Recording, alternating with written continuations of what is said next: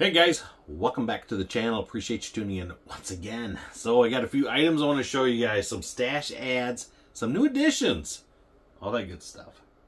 So I got my order from Hobby Nut Model. Mark does support the channel, so Mark, I really appreciate that. I get an order from Mark once a month. And yeah, so I thought I'd show you guys what we got. And I also got a few other items we picked up along the way. This is throughout the course of the month. I picked up a few more things. You know, when we're out and about, stopping at different hobby shops if we see something. Of course, you always got to go and check things out and see what they got. You know, you have to. It's state law. So anyways, I'll show you what few things we got from Mark down at Hobby Nut Model. So, of course, I got some paints and thinners because, you know, I love my MCW paints and all that good stuff. So, first off, we got some mr.color thinner. Some 400. Now, this isn't the unicorn tears. This is more like just puppy dog tears. I think it's more common, but I like this thinner. You know, it works great in the Tamiya flats and all that stuff. The leveling thinner doesn't work as well in the flats because it kind of distorts the flatness of it, you know what I mean? It takes the sheen out of it. So this works pretty good for that, so for what I found, on top of the actual Tamiya thinner. So he had this down there, so I thought, you know what, I'm going to pick some of this up because I go through a lot of thinner. It's like I'm drinking this stuff. Not really, but it seems like it.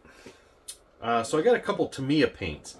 So I got some LP, because I like lacquer. I'm a lacquer guy if it's not enamel. If it's not enamel, it's lacquer. If it's not lacquer, it's enamel. That's how it goes.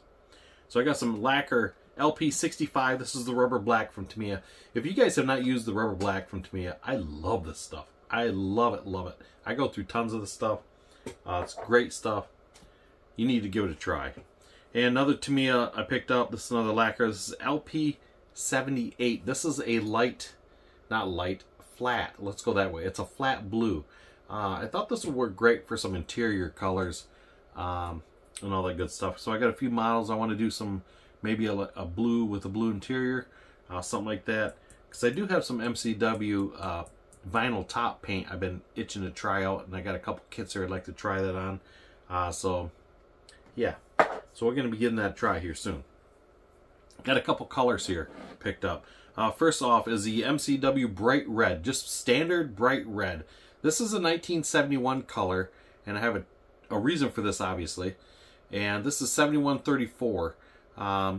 Yeah, so just regular red. It's a cool looking color. So this is enamel, MCW enamel. And I got another MCW enamel. This is 7132. This is Grabber Lime, so check that out. So if you guys have not seen Jason's channel over Blue Ox Model, a few videos back, I don't know, a couple weeks ago, I guess at this point, he was working on his 71 351 Boss, and he was painting it like similar to this color. It wasn't this exact color, but it was similar to it.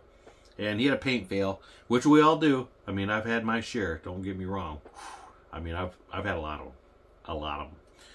So he ended up redoing in a different color, and I thought, you know, I kind of like that original color he had on there.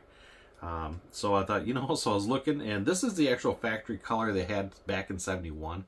So I thought, you know what, I'm going to pick this up on the next one I do. It's going to be in this color, because I thought that's kind of cool looking, because he did it with the black decals. I thought, very cool. Liked it. So we're going to give that a try the next time around. Also picked up some MCW clear coat and some hardener. So the hardener, enamel hardener, which I use a lot of. I mean, I use a lot of this stuff. So I usually get a couple bottles at a time. This is 1003E for the hardener. So I get a couple bottles of it. And as always, I've showed you guys before, I always mark the date on the top for when I received it. So it says 224 on the top. Because I give it a 6-month shelf life. I mean, I usually eat it through better than 6 months, but if it's past 6 months, I pitch it. That's just my rule. It's not the rule. It's just my rule. I had a bad experience years ago, a while back. Let's go that route. And I found out the hardener was no good. So now I shelf it. I put a shelf life on it. Open or not, I give it 6 months. In the garbage it goes. Same as clear. So got some bottles of clear coat. This MCW clear is like your 2K clear. Same thing, I marked the top of the time I got it.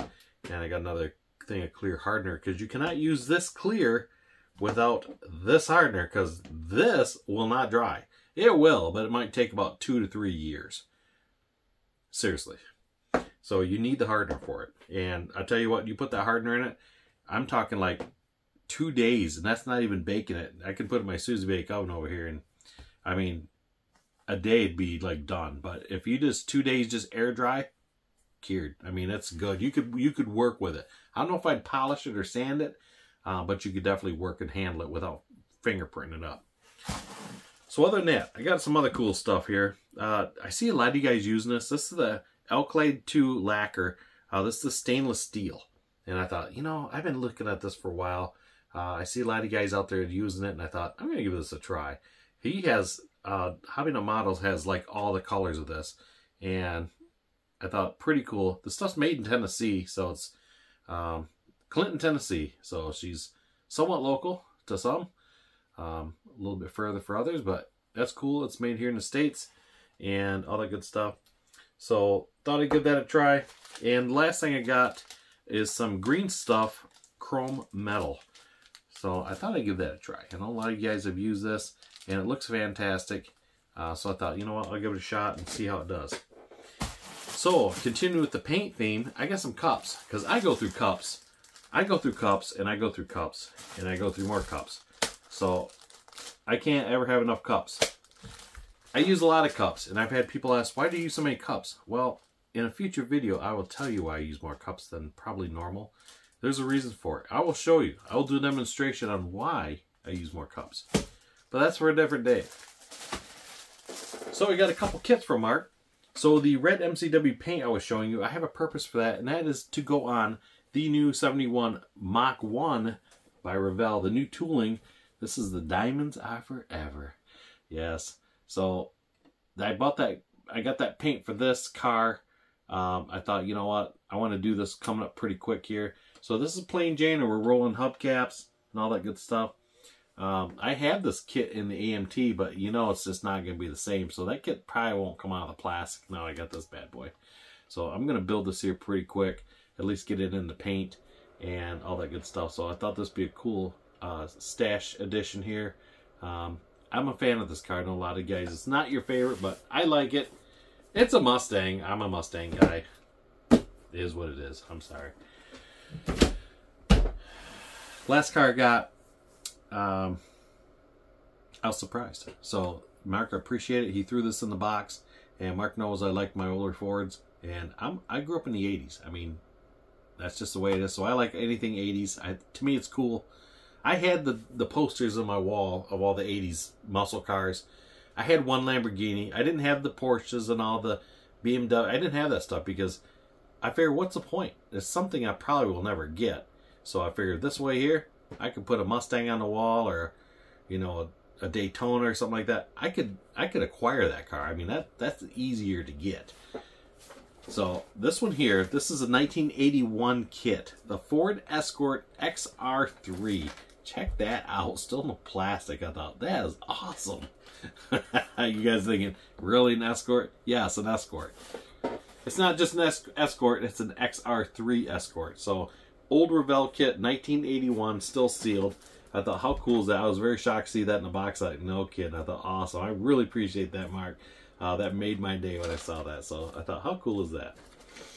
Yo, Escort. It's got the big 1.6 liter Kent engine in it. Oh, yeah. My 82 EXP had that Kent motor in it. Great motor. Had a crappy carburetor. My gosh. It was like a 2-barrel with like 8 million vacuum lines going to it. Yikes. I had problems with that. So, they had them stupid preset, you know, caps in there so you couldn't adjust the screws. So I had that thing all off and drilled them all out and adjusting it. Got it to run pretty good, but still had issues with it. Yeah, fun times. Anyways, so the other kits I was telling you that we picked up along the way at other hobby shops when we're out and about. This kit just come out recently, and I seen a few guys have built this, so I thought I'd pick it up because, once again, it's another car from the 80s. The Dodge Shelby Charger by MPC. Yeah, so I got that. Cool car? It's not the coolest, but you know what? It's pretty neat. I like it. It looks cool. I don't know what color I'd do it in, though. I don't know if I do the blue. I like the blue, but they do give you decal options for different colors, I believe. Yes, you get silver and blue. So, how cool is that? So I'm not sure what day, what time, when we're going to do this, but it's on the docket for some time in the future. If that makes sense. So, you guys have seen me build the Knight Rider car, the Super Pursuit Mode Season 4 kit Pontiac Trans Am. The Aoshima kit, I tell you what, I like that kit so much, I had to get another one. Not that Super Pursuit Mode. That kit that really tested me.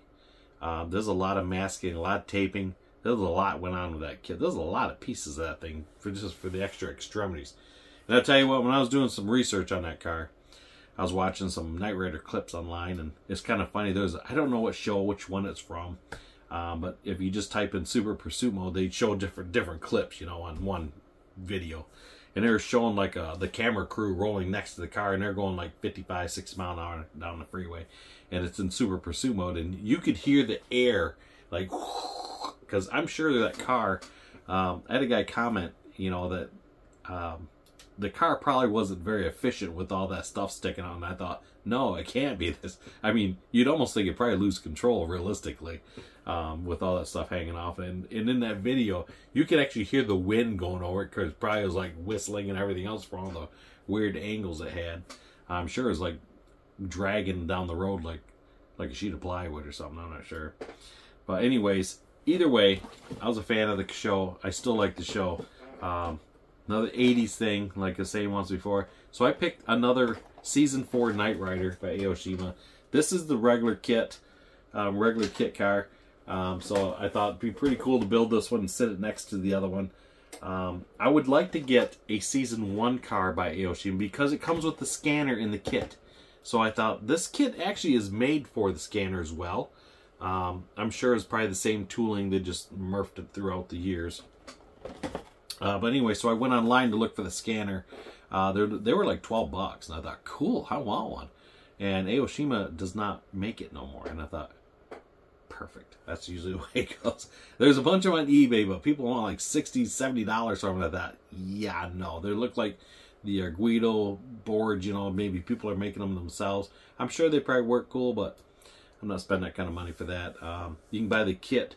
That kit's still available, the Season 1 kit, for like 50-some bucks. I thought, well, shoot, you know, for that price I can get that and go from there. So I'm going to be on the lookout for that kit, and because I really like that. Because they also made the car, you remember, Kit's Evil Twin. And that had the orange light in the kit. I thought that'd be super cool to find. I hear that's a hard kit to come by, though. So, but yeah, if I stumble across it, I might pick it up. I don't know if I'd spend $100 for it or not, but yeah, I don't think so. Anyways, last kit we picked up. This is a super cool car. Love this car. The Mustang GT4 by Tamiya. Oh yeah, I love this car. I had to have this one. The price was pretty good on it. I couldn't pass it up. And I love the white. I think that's very sharp, and I think that'd be a cool builder. So yeah, so I thought that'd be pretty cool. So that's the ads we got. That's what we got going on. Other than that, I spent the night packing up everything for the 4M Mayhem show that we're having up in Saginaw, Michigan at the SVSU College on the 3rd of February, which is this Saturday. So if you guys are in the area, you should stop up and, you know, bring some models to display. Put them on the table. You know, I think it looks like it's going to be a pretty good show. This is their first time at the college. I believe it's in the gymnasium, I believe. So that's a pretty big area. So I've been to a lot of motorhome and camper shows there over the years, and that's a pretty big area. I don't know how much square footage they're actually using, but it'll be interesting to see. So there'll be videos coming up on the show and all that good stuff, and probably some items I'm sure we're going to pick up there and all that stuff. So if you guys are interested in going to that show, check out their website at Mid-Michigan Modelers. They have a really nice, I mean, it's a really nice website and very intuitive, just simple to use. And it was nice because I could go on there and print my registration forms out, all my table cards, everything, you know, with the model on, type it all out. Because I'm that guy that get to the show, I got to spend half hour writing everything out, getting carpal tunnel, you know, trying to get it all done.